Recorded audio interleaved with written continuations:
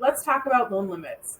It's not something that is talked about a lot. And normally when I talk to clients about it, I say you're only learning about this because the first time because you're buying a house and you'll probably forget about it as soon as you close, which is very true. So I wanted to talk about it a little bit more in depth and give an example of what a purchase price would look like and how that could affect you if you're buying your home, or if you're selling your home, it could affect the buyers of your home. And if you're a real estate agent, how it affects what kind of purchase price your clients might be looking for. So I want to do a quick example. So the conventional loan limit for 2020 is 2022. Oh my God, we're in 2022. Is 647,200. So the conforming loan limit is set by Fannie Mae and Freddie Mac every year, and this is a national max. So it'll be true for any state you're in. That is the max conforming loan limit. And so what it means is if you go above this loan limit of 647,200, then you'd be considered a jumbo loan. So that, and jumbo loans traditionally have higher interest rates. They have different down payment requirements. They have different reserve requirements. They vary. They're not as standardized as pre-approval as a conventional loan is, which is why it's sort of what it's kind of the ideal scenario.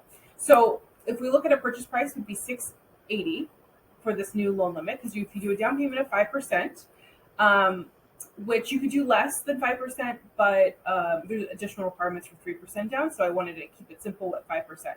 So your down payment would be $64,000, and your loan amount would be $646.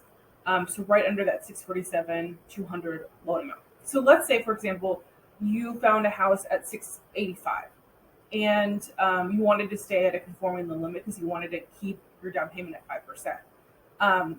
You would just put the additional funds down. You just want to keep your your loan amount at $647,200.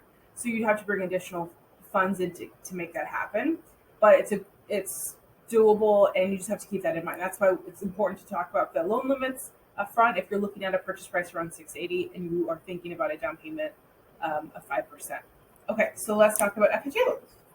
How fancy I am. Okay, so FHA loan limits are different than conventional limits because they are set by county. So I'm using the max of $598 is the max loan amount for the Portland metro area. So Clark County, Washington County, Portland, Multnomah County, Clackamas County.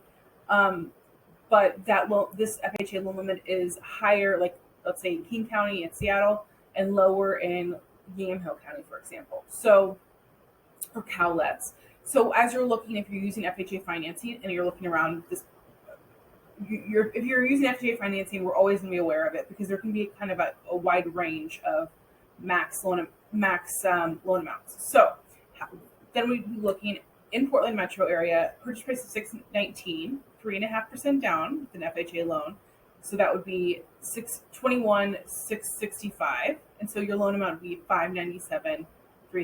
So right by that max loan amount.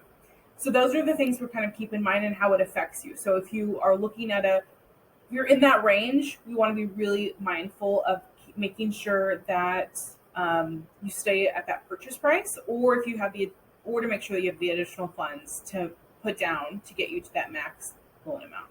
So hopefully this was helpful.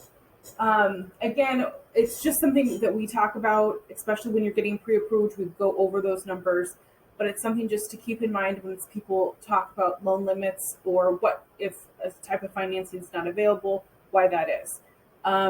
Let me know if you have any questions, and I would really appreciate any feedback you have on the video, and talk to you soon.